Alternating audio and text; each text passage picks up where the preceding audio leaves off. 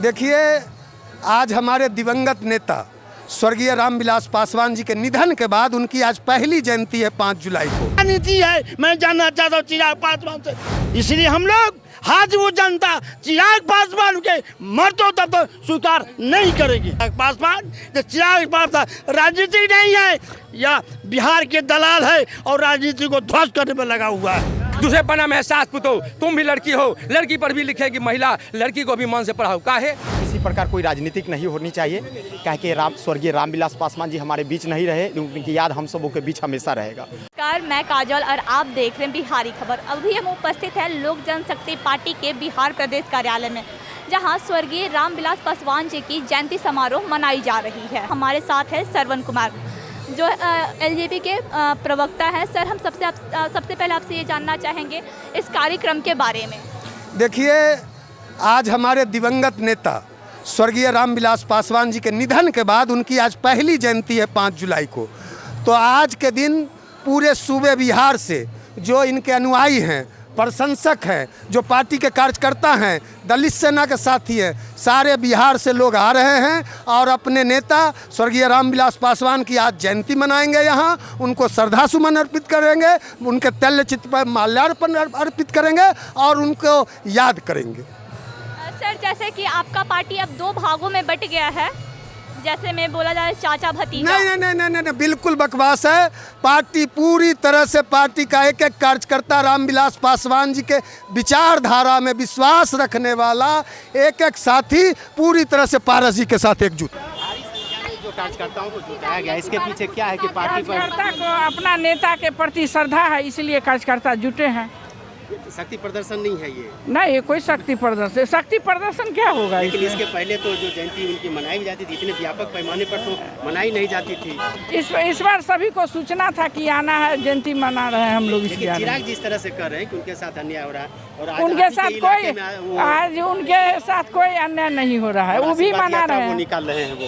अच्छा, उनका काम है, वो निकाल रहे हैं। सर, सबसे पहले मैं आपसे ये जानना चाहूँगी कि ये कार्यक्रम हमारे स्वर्गीय रामविलास पासवान जी के जयंती समारोह पे रखा गया है, इसमें आप क्या कहना चाहेंगे? मैं ये कहना चाहता हूँ कि जयंती समारोह में किसी प्रकार कोई राजनीतिक नहीं होनी चाहिए, कह के स्वर्गीय रामविलास पासवान जी हमारे बीच नहीं रहे, उनकी याद हम सबों के बीच हमेशा रहेगा।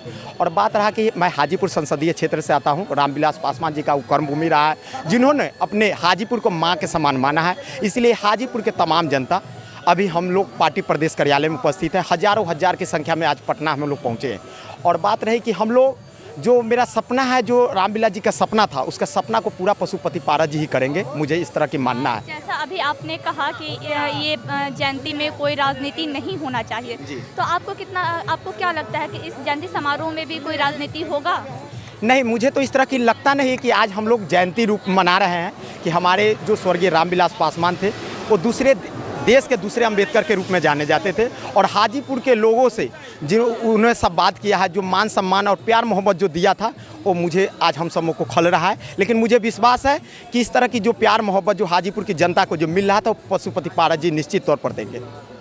मतलब आपके कहने का मतलब जो पशुपति पारस जी हैं, वो जो रामविलास पासवान के द्वारा आप लोगों को मान सम्मान प्यार मिला, वो पशुपति पारस जी ही दे सकते हैं? हाँ, बिल्कुल चिराग दे सकते पासवान हैं। उनके जगह पे नहीं हो सकता है। इसलिए कि मैं बताता हूँ कि 2014 के बाद हाजीपुर के लोगों को जो चिराग पासवान के द्वारा जो नज़रअंदाज किया गया, इससे हाजीपुर की जनता, वर्कर और जो समर्थक और ज़मीन से जुड़े नेता थे, वो काफ़ी दुखी हो गए और कुछ लोग साइड भी चले गए थे इनकी रवैया से, इनकी तानाशाही से। इसीलिए ये पार्टी में किसी प्रकार तानाशाही नहीं चल सकती है। पार्टी सभी की विचारधारा से चलती है, सबकी बात सुना जाता है, कार्यकर्ताओं की बात भी सुना जाता है।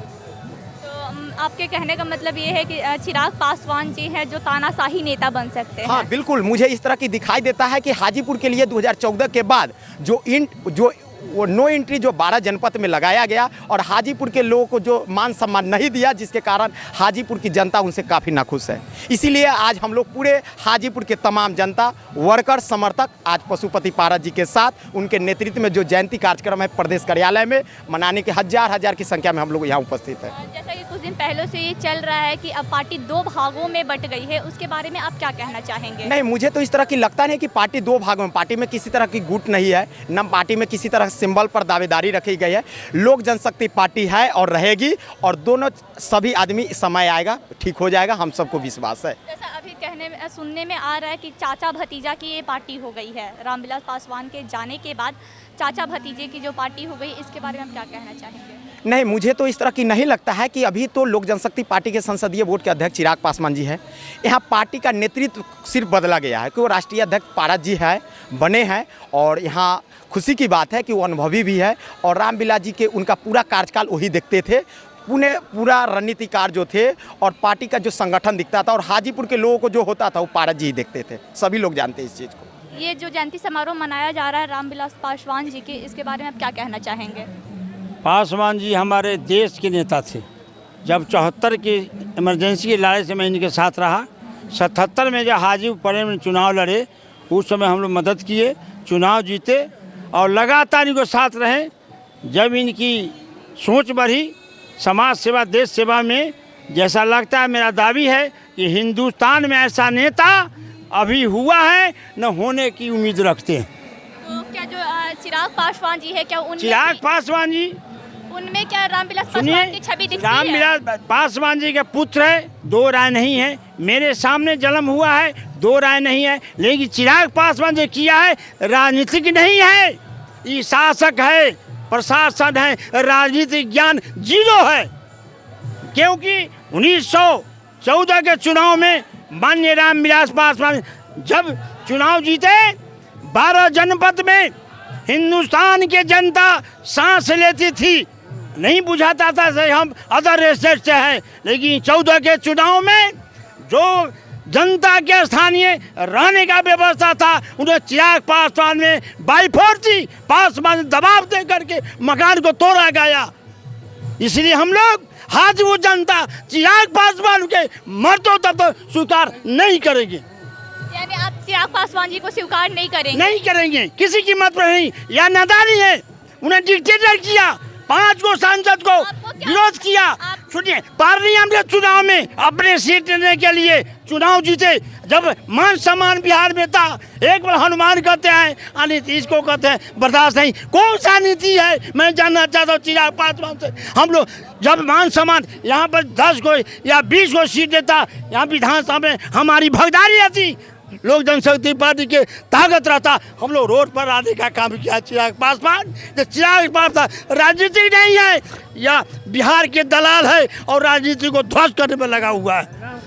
तो ये जयंती समारोह में क्या आपको क्या लगता है कि इसमें भी कोई राजनीति से संबंधित नहीं, बात हो? राजनीतिक पूरे देश में जो इनको जानता है, इनको श्रद्धा से आज 74-75 इनका जन्मतिथि है, हम मान सम्मान के बनाते हैं और उनसे सीखते हैं कि रामविलास पासवान जैसा जो देश को सेवा किया है कोई शायद करेगा नहीं।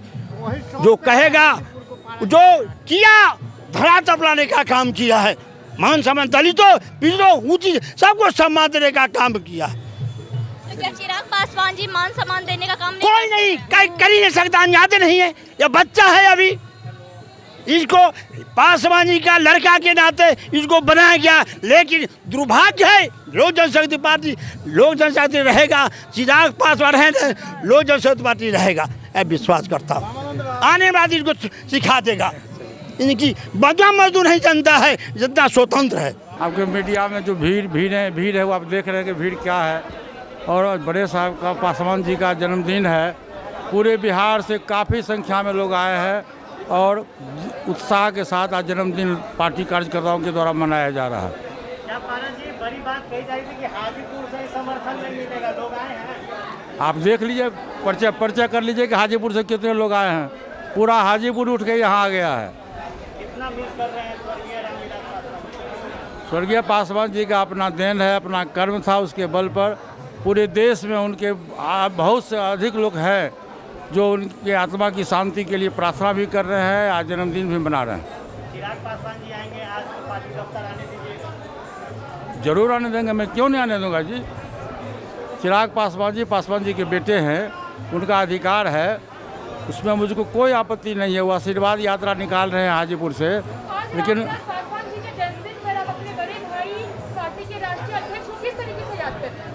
मैं नमन करता हूँ, सिर झुका के मैं नमन करता हूँ। आज हमारे बीच में नहीं है, ये बहुत ही मेरे लिए दुर्भाग्यपूर्ण स्थिति है। मैं भगवान से प्रार्थना करता हूँ कि भगवान उनकी आत्मा को आप शांति दीजिए, यही मैं उनसे बार बार प्रार्थना करता हूँ। भविष्य में आप लोगों की क्या रणनीति है? ऐसा सुनने में आ रहा है कि जो चिराग पासवान है वो बीजेपी के बहुत करीबी नेताओं से मिल रहे हैं, और तो ऐसे में सवाल उठता है कि कौन ज्यादा करीब है बीजेपी के, आप या फिर चिराग पासवान? सुनिए, वो बीजेपी के नेताओं से मिल रहे हैं कि आरजेडी के नेताओं से मिल रहे हैं कि कांग्रेस के नेताओं से मिल रहे हैं, ये तो चिराग पासवान जी से पूछिएगा ना कि आपके भविष्य की क्या योजना है। हमारा भविष्य तो क्लियर कट है कि मैं लोक जनशक्ति पार्टी का राष्ट्रीय अध्यक्ष हूँ और मैं पार्टी की सेवा करूँगा। पासवान जी के अधूरे सपने को मैं साकार करूँगा, ये हमारी इच्छा है। जब तक मैं जीवित रहूँगा, मैं बिहार की जनता का मैं सेवा करूँगा, ईमानदारी से सेवा करूँगा जब तक मैं जीवित रहूँगा। और लोक जनशक्ति पार्टी जब तक रहेगी, हम एनडीए गठबंधन में थे, आज भी है और मैं भविष्य में भी रहूँगा। चलिए, मेरा नाम हुआ कवि गया प्रसाद यादव। कहाँ से? मैं महुआ प्रखंड के अंदर वैशाली जिला के अंदर है। मैं अपना पूरा परिचय बतला दूं। हिंदू कहूं तो मारिए, मुसलमान हूं नहीं, 5 तत्व का बना हुआ एक पुतला हूं, मानव का चोला पहने हुए कवि गया प्रसाद यादव मेरा नाम है। महुआ प्रखंड जिला वैशाली में ही पड़ता मेरा मकान है। मैं वहाँ के हास कवि होने के नाते, अपनी भाषाओं का लेखक होने के नाते, मैंने रामविलास जी पर पूरा जीवनी लिखा हूँ, एक कविता तैयार किया हूँ। मैं बतला देता हूँ। मैंने कहता ठाकुर सुहाती और बता रहा हूँ आपको सच्ची बाती, भया न कोई मंत्री ऐसा तो भारत में हमारे रामविलास पासवान जी की जैसा। चंद समय का रेल मंत्रालय बना दिए हाजीपुर जौनल कर्जालय, छोटी लाइन सब दियो उखाड़ी, अब बड़ी लाइन में दियो सवारी। हजारों लोगों को किया था उन्होंने बहाल, सभी परिवार भय खुशहाल, जन जन पर था उनका आस, जुग जुग जीव भाई रामविलास, अमर रहे हमारे रामविलास। गैर प्रभारी दूर संचार, बउआ के उल्टे सुझैया, अब बउआ से पूछू 7वां में पढ़ैया, अब 20 के पहरा में 30 बार कुथैया। ये आपकी स्थिति पर मैं लिखा हूँ। दूसरे पन्ना में एहसास पुतो, तुम भी लड़की हो, लड़की पर भी लिखेगी महिला, लड़की को भी मन से पढ़ाओ। काहे? जो महिलाएं समाज में पढ़ी लिखी ना है, बेटी पर पुतो बैठ के बोलिया, गहत के बोलिया महिला। हम लिख दिए, देखो सास पुतो।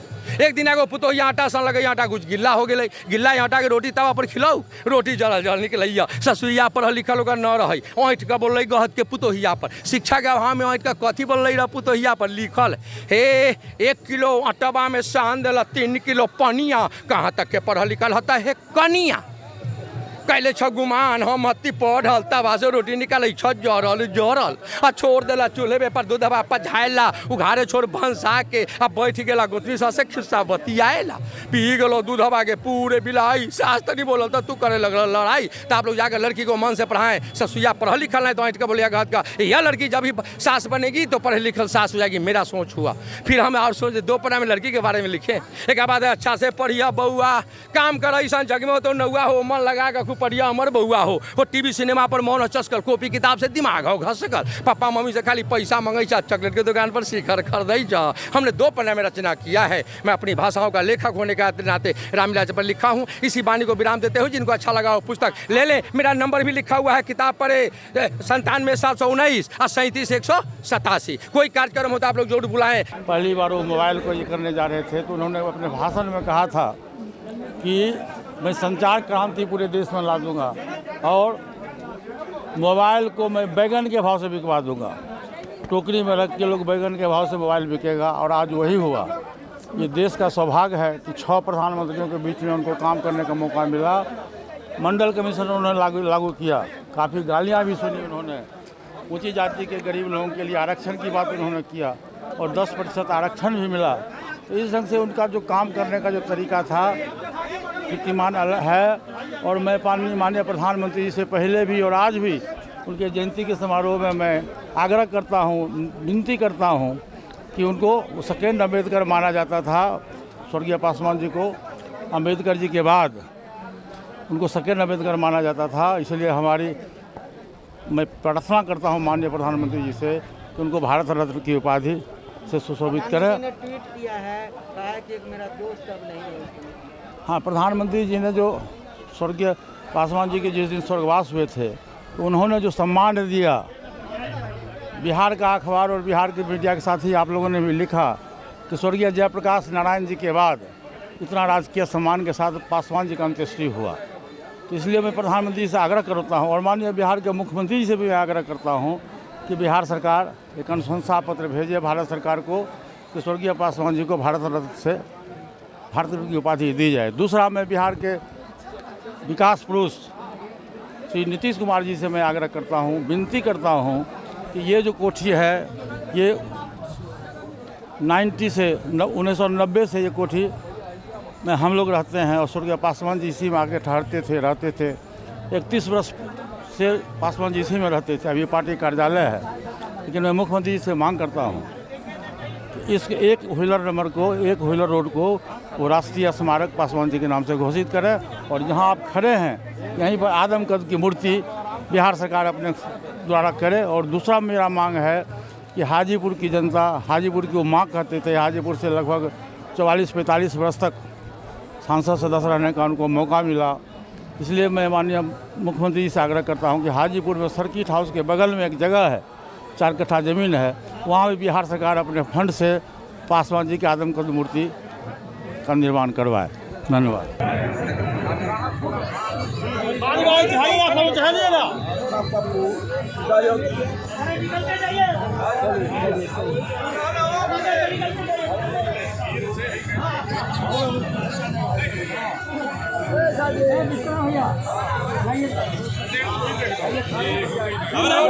होगा